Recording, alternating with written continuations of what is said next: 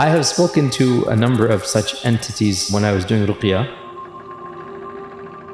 I've had experiences myself with my own two eyes. I've experienced, I've seen, I've heard that which I cannot explain.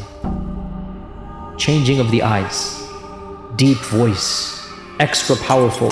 I have seen this myself. You look at a person's eyes and it's not human. I mean, I've done this myself where a petite little lady, like 5'3", whatever, and reading Quran, and I say, La ilaha illallah. And this voice that is not human, the deepest, hard voice you can possibly imagine, screams back at me, there is no God. I mean, like a voice that is simply not humanly possible. I'm saying, say La ilaha illallah. And this is in front of me, my own two eyes, you know, and there were people in the room as well. And this voice is coming from her that's not from a 5-foot lady. The deepest, you can't even imagine how deep and how terrifying that voice comes. And this is my own ears hearing this. I have done ruqyah on entities that were physically so strong, they physically threw 10 people off of them.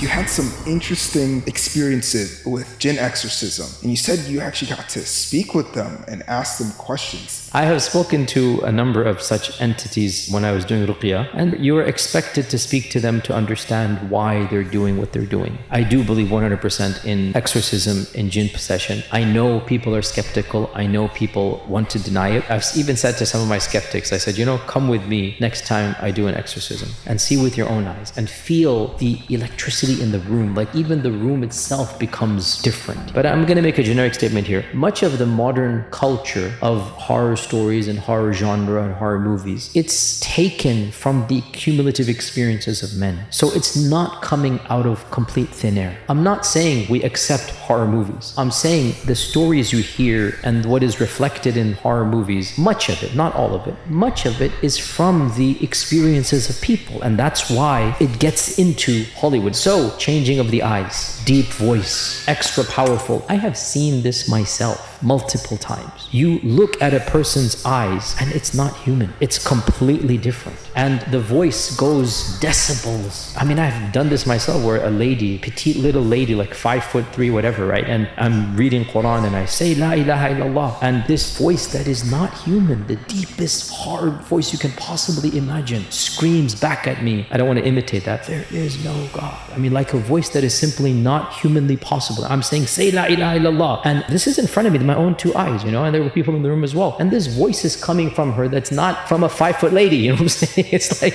the deepest, you can't even imagine how deep and how terrifying that voice comes. And this is my own ears hearing this, you know. Now, obviously, you talk to any skeptic, what's he going to say? Oh, either this is your imagination or, yeah, this is a psychiatric problem, whatever. They have their theories. Bro, come to the room with me and see these things firsthand, time and time again. And then you will realize there is a world beyond our world and there are entities beyond our entities.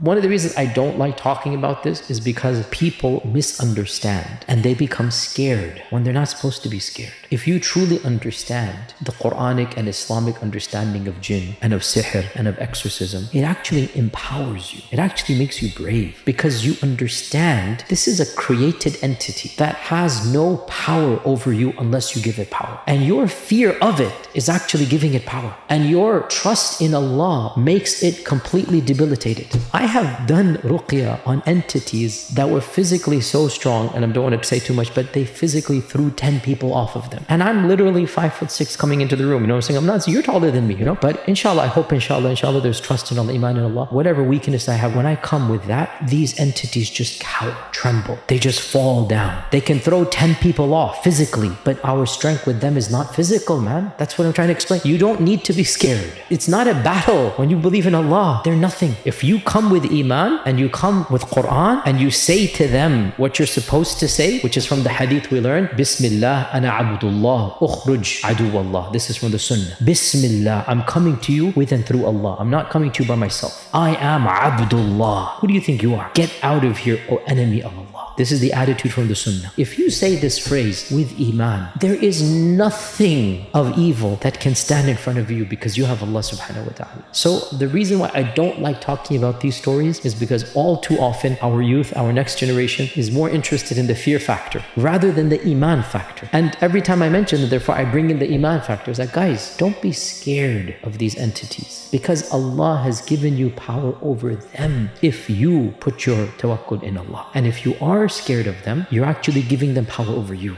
Bismillah.